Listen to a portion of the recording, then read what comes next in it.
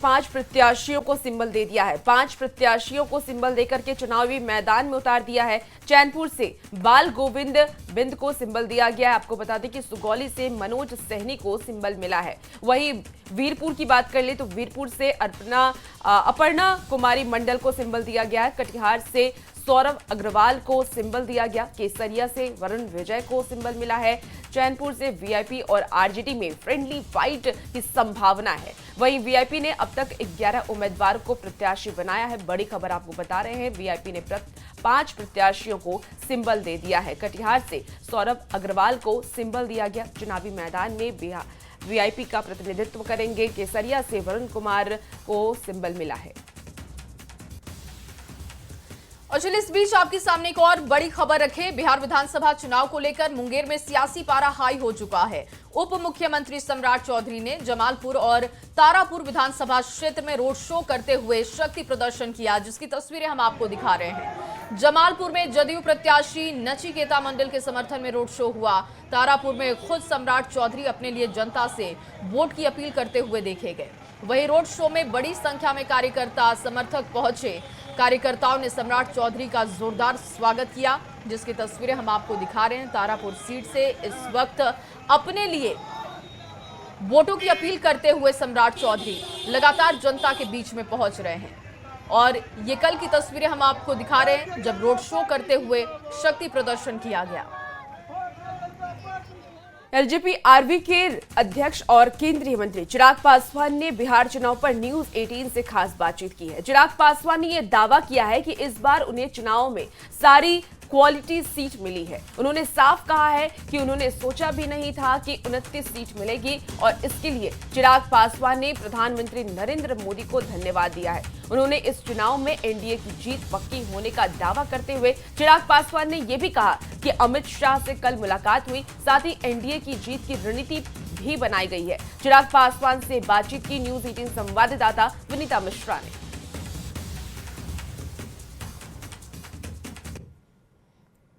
बिहार में होने वाले बिहार विधानसभा चुनाव की चर्चा पूरे देश भर में हो रही है।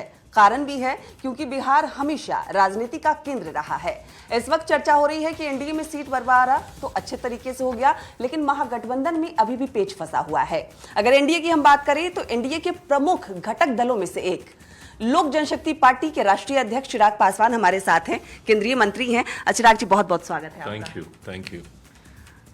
चर्चा तो काफी हो रही है क्योंकि चुनाव नजदीक है। 1 महीना ही हम कह सकते हैं नई सरकार बन जाएगी।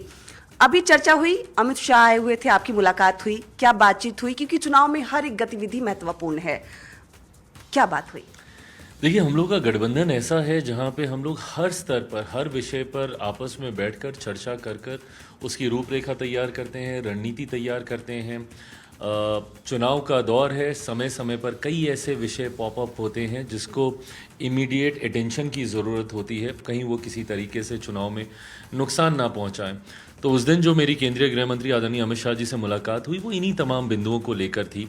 जहाँ पे हमारे प्रत्याशी हैं जिनका नॉमिनेशन हो गया है, वो कैसा गया, कैसे नॉमिनेशन को और आगे हम लोग बेहतर करें, क्या कोई ऐसा है जिसने निर्दलीय अपना पर्चा भर दिया हो, क्या हमें उससे बातचीत करने की ज़रूरत है।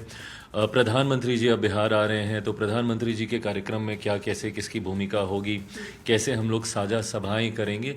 तो ये तमाम मल्टीपल एजेंडाज थे जिसको लेकर उस दिन मेरी केंद्रीय गृह मंत्री आदरणीय अमित शाह जी से मेरी बातचीत हुई।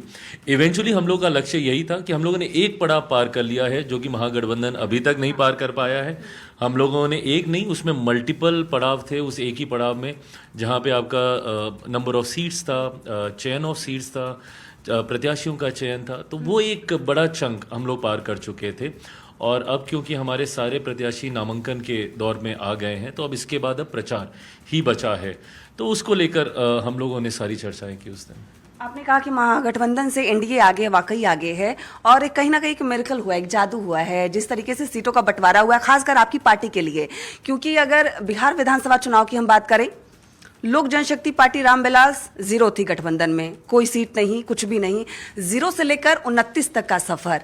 ये जादू है एक तरीके से, कैसे इसे साकार किया आपने? मैं मानता हूँ ये कि एक मेरे लिए ये बहुत मायने रखता है, और इसके लिए I can't thank my prime minister enough मैं मेरे प्रधानमंत्री जी का धन्यवाद देता हूँ। गठबंधन में हर एक सहयोगी दल का मैं धन्यवाद देता हूँ। मैं मुख्यमंत्री नीतीश कुमार जी का भी देता हूँ, जिस तरीके से उन्होंने ये विश्वास मुझ पर, मेरी पार्टी पे जताया। मैं राजनीति का विद्यार्थी रहा हूं, पर मैंने आज तक कभी नहीं देखा कि गठबंधन राजनीति में किसी छोटे दल को ऐसे अहमियत दी जाए। लोकसभा के वक्त भी मेरे लिए बहुत बड़ी बात थी कि एक सिंगल सांसद वाली पार्टी को ऊपर विश्वास रख के उनको 5-5 सीटें दे दी गई। मैं भी उनके विश्वास पे खरा उतरा, वो दूसरी बात है, पर उन्होंने विश्वास मुझ पे रखा। कैमरामैन संत के साथ विनीता मिश्रा, न्यूज़ 18 पटना। और अगली बड़ी खबर आपके सामने रखने जा रहे हैं, जो कि वैशाली से है, जहां आदर्श आचार संहिता उल्लंघन के मामले में जनशक्ति जनता दल अध्यक्ष और लालू के बड़े लाल तेज प्रताप यादव पर गाज गिरी। महुआ थाने में मामला दर्ज हो गया है। दरअसल 16 अक्टूबर का ये पूरा मामला है। तेज प्रताप यादव महुआ से नामांकन दाखिल करने के लिए पहुंचे थे। उनके काफिले के आगे एक निजी गाड़ी स्कॉट कर रही थी और इस गाड़ी पर पुलिस का स्टिकर लगा हुआ था। साथ ही हूटर भी बजाया जा रहा था, जिसका वीडियो सोशल मीडिया पर वायरल हो रहा है। पुलिस ने जब जांच की तो गाड़ी सरकारी नहीं मिली। साथ ही सायरन और लाइट के गलत इस्तेमाल का इन पर आरोप है और इसे लेकर आचार संहिता उल्लंघन का मामला दर्ज कर लिया गया है। देखिए तस्वीरें उस दिन की आपको दिखा रहे हैं जब नामांकन करने के लिए पहुंचे थे तेज प्रताप यादव। 16 अक्टूबर की ये तस्वीरें हैं। बताया जा रहा है कि सायरन बजाते हुए उनके काफिले में जो गाड़ी शामिल थी उसको लेकर यह पूरा आरोप लगा है कि वो गाड़ी सरकारी नहीं थी। छपरा विधानसभा सीट से आरजेडी ने भोजपुरी अभिनेता खेसारी लाल यादव को अपना प्रत्याशी बनाया है, जिसके बाद से लगातार इस क्षेत्र में जनसंपर्क अभियान चलाया जा रहा है। वहीं इस बार खेसारी लाल यादव छठ पूजा भी छपरा में ही मनाते नजर आएंगे। आपको बता दें कि खेसारी लाल यादव ने यह भी कहा है कि बिहार से हम पलायन रोकना चाहते हैं। उन्होंने कहा कि जिस तरीके से छठ में लोग परेशान होकर के बिहार आते हैं, वो दृश्य बेहद ही विचलित करने वाला होता है।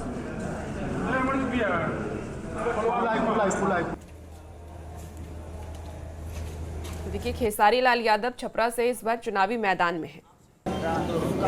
बल्कि आस्था है और ये हमारा सौभाग्य है कि ये माँ का ही आदेश था। शायद मुझे ऐसा लगता है क्योंकि मैं कभी नेता बनना चाहता ही नहीं था। मेरे अंदर कभी नेता था ही नहीं और आज भी नहीं है और आजीवन कभी नहीं रहेगा, क्योंकि मैं जीवन में कभी नेता नहीं बन पाऊंगा। मैं बस लोगों का विश्वास बन के रहना चाहता हूँ, लोगों का बेटा बन के रहना चाहता हूँ, लोगों का प्यार बन के रहना चाहता हूँ। और मुझे उसमें ज़्यादा खुशी होगी लोग मुझे कहेंगे ये खेसरिया, अच्छा ये खेसारी। विधायक बनने के बाद भी मुझे खेसारी ही सुनना पसंद है।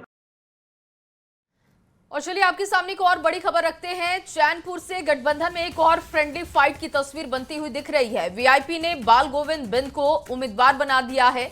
चैनपुर से वीआईपी उम्मीदवार बने बाल गोविंद बिंद और आरजेडी ने पहले ही यहां पर उम्मीदवार उतार दिया है। ब्रिज किशोर बिंद को आरजेडी की तरफ से सिंबल दिया जा चुका है और यहां पर फ्रेंडली फाइट की तस्वीर बन चुकी है। हालांकि अगर कोई नामांकन वापस नहीं लेता हो तो फिर यहां पर आपस में महागठबंधन की लड़ाई आपको दिखेगी, फ्रेंडली फाइट की तस्वीर दिखेगी। महागठबंधन में सीटों का फॉर्मूला अब तक रखा नहीं गया है। ऐसे में अलग अलग पार्टियों की तरफ से जो घटक दल हैं वो अपने अपने उम्मीदवारों को सिंबल दे रहे हैं और ऐसे में एक ही सीट से महागठबंधन के दो घटक दलों के उम्मीदवार भी दिखाई दे रहे हैं चुनावी मैदान में। और देखिए सुगौली पर महागठबंधन में संग्राम है। आरजेडी ने पूर्व विधायक को सिंबल दे दिया। आरजेडी ने शशि भूषण सिंह को सिंबल दिया है। सहयोगी वीआईपी ने भी अपने उम्मीदवार उतारे। वीआईपी ने मनोज सैनी को सिंबल दिया। सुगौली में आरजेडी वीआईपी की फ्रेंडली फाइट देखी जा रही है। आज नामांकन की आखिरी तारीख है।